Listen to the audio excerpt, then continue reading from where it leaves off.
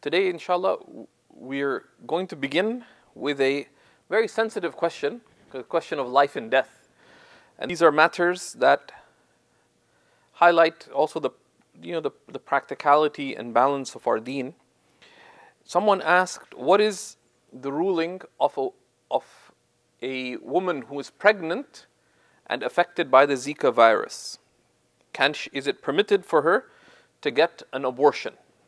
Is it permitted for a woman affected by the Zika virus to get an abortion? And the short answer is there's some detail regarding this. In general, the ruling of abortion in Islam is not an absolute prohibition, but a general prohibition. Right? It is a general prohibition and not an absolute prohibition. One of these is that while Islam affirms the absolute sanctity of life, we know from the various texts of the Quran that are miraculous texts, really, because there was knowledge not found at the time of revelation, and then affirmed very clearly in a number of explicit hadiths of the Prophet ﷺ, such as the hadith of Abdullah ibn Mas'ud. That's one of the opening hadiths of the 40 Nawawi, that talk about the stages of the development of the human embryo, and then it is at 120 days, right, after 3 series of 40 days, that ثُمَّ يُنْفَخُ فِيهِ الرُّوحِ. Then, upon 120 days, the Prophet ﷺ said, then the soul is breathed into it. Right? Then the soul is breathed into it. So the human embryo before 120 days is on the verge of being a full human being. It's on the verge of being a full human being. So they have the sanctity of being a human being, but not the complete sanctity of being a human being. So in the first 120 days, the general ruling of abortion is impermissibility. Right? So they get pregnant, they don't want to have the child, you can't just say, okay, well, go have an abortion. Right? That is not permitted, because the embryo has a sanctity. Right?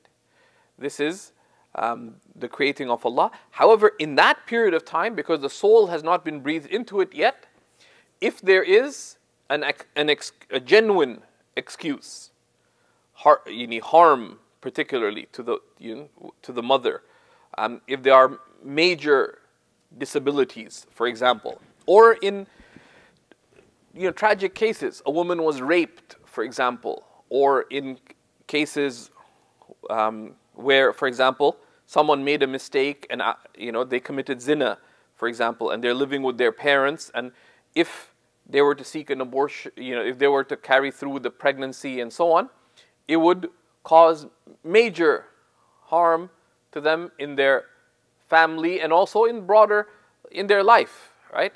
So in those situations, and there's a range of opinions amongst the fuqaha. Some schools, particularly the Maliki, are more strict on that, and some are more expansive with respect to that. But within the first 120 days, there is, when there is a genuine situation of hardship or harm, then abortion would be permissible. So, given that, if someone is affected by the Zika virus, for example, and expert medical opinion tells them that there's genuine fear, right? There is what's called khawfun mu'tabar, for serious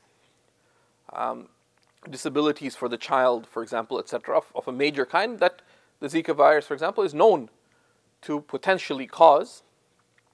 So in such a case, there's a number of leading fiqh bodies, amongst them Darul Ifta al-Masriya, and a number of leading contemporary scholars that have affirmed that before 120 days, if it is found, if the mother has the Zika virus, is going to be a major, there's a serious risk of major disabilities for the child, for example, then there is permission for abortion in that case, before 120 days.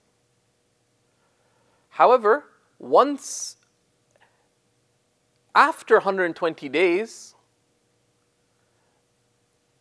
generally, disabilities are not sufficient excuse for the abortion of a child, generally. Right? The governing permission with respect to the abortion of a child after 120 days, because now this is a child that is yet unborn, right? Because the soul has been breathed into it. So then there's two complete sanctities: the sanctity of the mother's life and the sanctity of the child, right? So generally, it would only be permitted to abort if there was genuine fear for the mother's life. There's genuine fear for the mother's life. For example, there's some rare cases where the mother starts bleeding, right? And it's a situation, and I dealt with such a case, and I consulted a number of senior fuqaha about it, where if the mother goes through with the pregnancy, she may not stop bleeding. And it may, her life is genuinely at risk.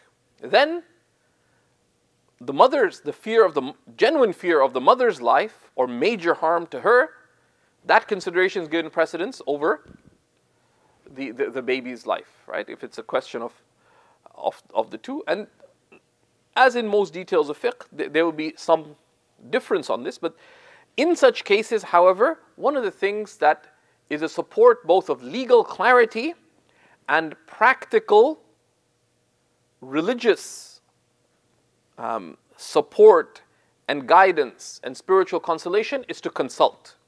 Because these are difficult choices. These are very difficult choices. And a lot of people carry the burden of their choice and the sense of guilt with respect to their choice for the rest of their lifetime. They feel very, it's that they feel deeply conflicted about that. So there, it's not just your choice. It's not just that you cannot, or that if you want, you can. But that's the benefit where we have, these are some broad criteria with respect to it. But in the specific case, it is good, one, to get clarity. Okay, what are the range of choices that the guidance of Allah and His Messenger, what fiqh, as understood by qualified scholars, what range of choices do I have? So if one makes that choice, one made an informed choice, that I did something that Allah subhanahu wa ta'ala permits. But then also how to see that loss, right? Or how to accept that difficult choice. And there's many people who accepted, they chose deliberately to have a child even though they knew that there was likely to be major developmental disabilities, etc. And they embrace that, because such a child is, let's say if they're born with major lack of mental capacity, they're not accountable. So you have given birth to one of the people of Jannah. Now you don't choose to do that, right? But in that situation, this is a door to paradise. Such a child, if you raise it, they will intercede for you, right? In paradise, right? And it's not an easy situation to be in, but it is a source of tremendous mercy for the family if one would be able to handle that. So having clear guidance on that gives a lot of both clarity with respect to the choice and consolation with respect to whichever choice one made and how to view that from the right spiritual vantage point. So in summary, if the mother has, is affected by the Zika virus, and doctors say that there's high probability that we can see that there'll be major